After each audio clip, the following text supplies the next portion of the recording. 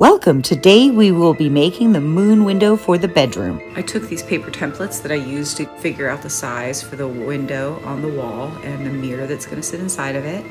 And then I found a stock photo in the correct crescent shape. And then I took the diameter of the crescent shape as well as the diameter of the sun shape, which is how I scaled this to the correct size. And here is the 3D print that I made of this moon shape. This will be the form that I shape the wood around to make the frame of the crescent moon window. And now I'm just testing what wood is flexible enough to bend around the moon window template. And here's my stockpile of wood. And I figured out this plywood is probably the best choice because it's long and it's about the same thickness as a popsicle stick, which was pretty bendy. And now I can just cut it with a few passes of the X-Acto knife. And I'm not very good at cutting precisely, so I have to do some correcting to get this to be properly straight. I don't really have to be perfect because later I'm going to use some sandpaper on a flat surface and just sort of even out the edges of the window after it's built. And you can see from the video that I have to cut multiple pieces because I need one piece for the inside curve of the window and one piece for the outside curve of the window. And this is the X-Acto type knife that I like to use. It's a Fiskars brand and it has a really easy system for changing the blade. I highly recommend it, and I'll put the link in my description. And now I'm just measuring the outside curve of the template to see how long of a length I need, and it looks like both of these will be fine. So I'm putting them in some hot water to soften the wood to make it more flexible for bending. And first I'm just like gently bending and wetting it, and then I'm going to position it in an arch shape to give it some encouragement to settle into this shape. And now I'm just cutting some strips of acrylic that I'm going to use to protect the wood while I clamp it into the template.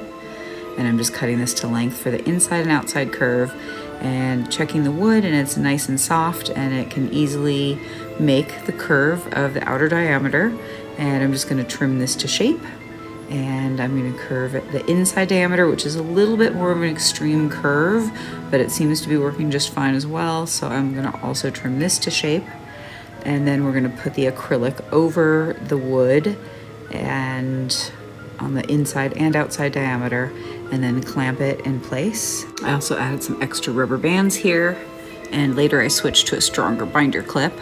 But here it is getting unwrapped after it's dry, and you can see it's holding its curve perfectly. And now I'm tracing the shape of the moon template onto a piece of plastic that I'm going to use for the window. This is unfortunately not the last time I'm going to have to do this because it's very fiddly to get it to work right, and what ended up working best was just waiting until the window was completed, the frame, and then tracing the frame to get the exact size of the final frame. And that is what ended up working in the end. And now I'm just going to double check this shape against the template, make sure that the wood fits around it, and I'm going to go ahead and cut it out. And of course we know that this isn't going to work, but it is part of the process that I went through. And I just fit the wood around it to make sure that the wood can curve around that shape, and just refining it a little bit because the corners are the most difficult part to fit because they are so thin. And then I'm also softening up some wood to use to hold the window pane in place. And this has to be bent pretty extremely, and it's a pretty thin piece of wood. And as you can see from this, it's not successful. I end up cracking this first piece of wood. And the outer diameter seems to be okay. So I'm just going to do the same thing, secure this with some clamps on the end, cut it to length. And the inside curve is a bigger problem though. And so I find another object, which happens to be a lotion jar, and I just use the outside curve of that to make the inside curve of the crescent. because it's easier to wrap around a shape than to conform to a concave shape. And it's a little fiddly to do. As you can see, it's kind of bulging out a little bit there. So I decided, why not just stick it on with some masking tape? It doesn't seem to impede the drying. So I just wrapped it around there, and that seemed like a pretty good choice. And while that dries, I'm back at shaping the frame of the moon window, and I'm filing down the edges where the inner and outer curves meet so that they blend together more smoothly. They kind of intersected at an awkward angle, and so this is just tapering the ends so that they join nice and smoothly, and I can get that good pointy corner that I'm after.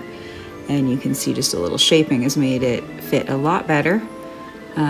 Just a few rounds of sanding and filing get it in perfect condition. And you can see here the window is drastically not fitting, but that's okay. Here are the inside curve pieces to secure the window into the frame. And you can see that it's got a little crack in it right there where it's not completely sound, but that will be glued down very securely and it shouldn't matter in the end.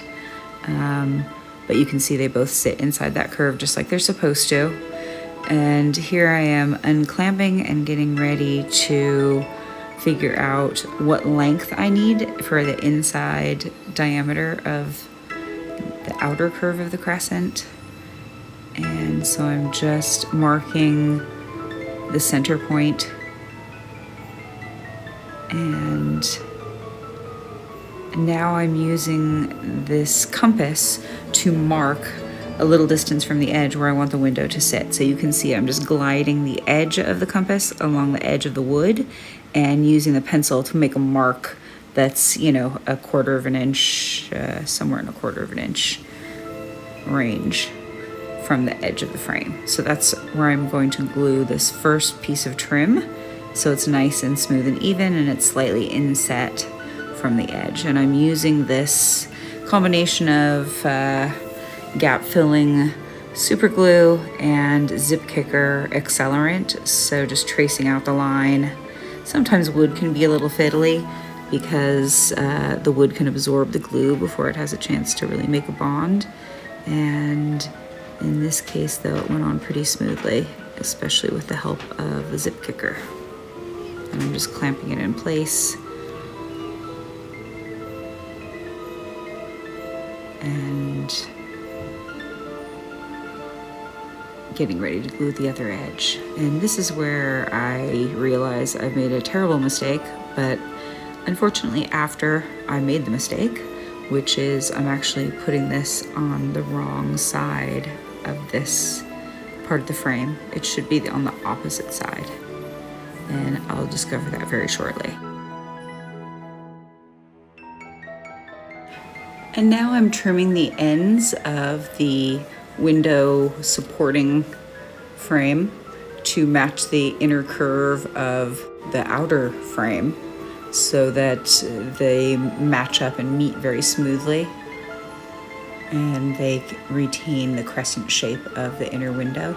And here you can see is where I discover, oh no, it's on the wrong side. So I'm using an X-Acto knife to literally just cut it off of the wood. And initially I was thinking, oh, I can save this piece of wood that I already formed. But it becomes pretty clear that it's just gonna be a split up mess. And so it's not worth saving.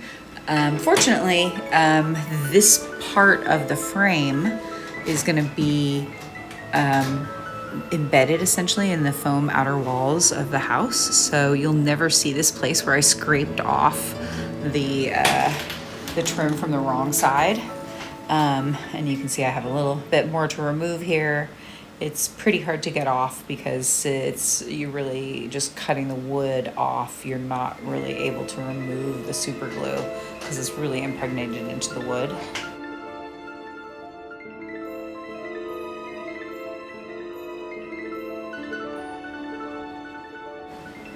And now I'm fitting a fresh piece of curved wood in the correct spot on the inner curve of the crescent. And I'm just double checking that I'm putting the compass mark in the correct orientation this time, and going through the same process again of just gluing and affixing the trim with clamps, and then using a blast of Zip Kipper to quickly fix it. And now you can see it's all correct, everything's set, and I'm going to trim the edges again just to make sure that they fit nice and neatly together once the piece is assembled. And it's looking pretty good. I just a little more refining and it's gonna be in perfect shape. Okay, now it's time to get a window that actually fits. So I'm gonna use this scribing tool to just scratch out the shape of the window. It's a very precise mark because it's so thin, and because this window has protective coating, it really takes the scratch very well. And now I'm just cutting it out and getting ready to fit it into the window shape. And here I am sealing up the window into its final form, using again the gap filling Starbond super glue, and just adding a little extra strength on all the edges. And here I had a little dent in the wood that I just put a little super glue in and pressed it down. And now I'm just returning all my scraps to my scrap bin, and I'm doing the final sand, which is gonna fix the issue of me not making a precise cut in the beginning when I cut these strips of wood. This just smooths everything out, so we've got a nice consistent surface, and everything's planed to the same level. And there I found out, oh, in fact, that cutting that I just did not work out so great. So this time I'm actually tracing from the underside where I can see the exact width of the frame, and this is the third time that's the charm, and this one works just fine. And now I'm just making adjustments to the fit, just to get the final little tweaks, and it looks like it's fitting pretty well. Now it's time to remove the backing and set it into the frame, and it's gonna sit very nicely against this trim. There we go, looking very good. And now it's time to secure it by adding the second piece of trim on the inside and outside curves on the opposite side of the window. And this is a little trickier because the last time I was able to refine the fit before the window frame was assembled, and in this case I'm going to have to apply the super glue to the trim and set it in so carefully with the tweezers so that I don't get any super glue anywhere unintended on the window, and just clamping that into place. And I did the same on the other side, and I'm just going to show you how I painted it. I'm just giving it a quick sanding and now painting. And I actually discovered in this process that I probably should have painted this before I set the glass in, and I think this is a good lesson on anything that you're using a transparent thing like glass, that the areas that you don't paint are still going to be visible because the glass creates a little gap that you're able to see into. So I would definitely recommend painting before you put the glass in. And this is a problem that is still persisting a little bit, and I'm going to figure out a way to get a darker pigment into that crevice so that it's less obvious that there's a little line there. It's not super apparent from the side of the window, that's the interior side. It's more obvious from the exterior side.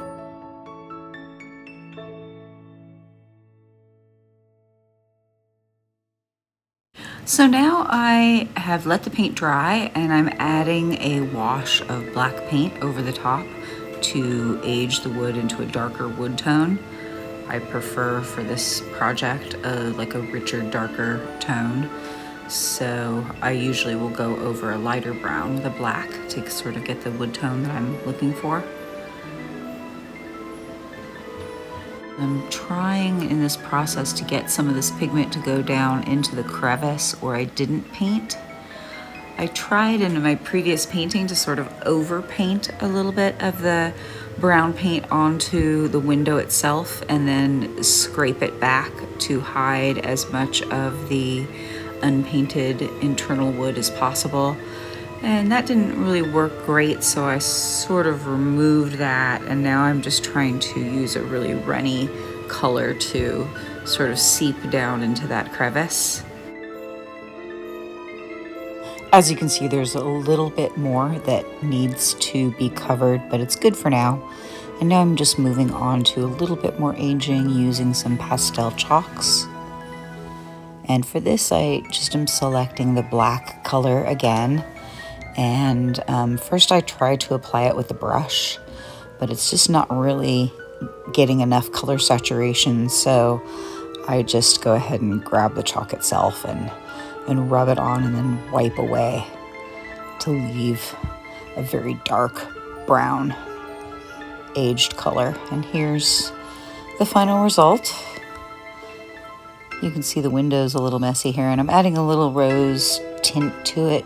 I felt like it would just sort of add a little more dimension to the edge of the window. I wasn't super thrilled with how that turned out, but it was good enough to leave it as is. And now I'm applying some Renaissance wax, which is a microcrystalline wax that lets you protect a surface without really altering it. You can even use this on paper to protect it from dust and fingerprints. And in this case, I like it because it's a very light sheen. And you just apply it and then buff it to a shine. And here you can see the final window ready for installation into the house. I installed the window into the wall of the bedroom off camera. I rubbed chalk on the frame of the window and pressed it against the wall to make a chalk outline of the window shape. I then cut out the shape with an X-Acto knife and installed the window using some tacky glue. Thanks so much for watching. I hope you enjoyed seeing this process. And don't forget to subscribe to follow along to see more progress on the mini house bedroom. Bye for now.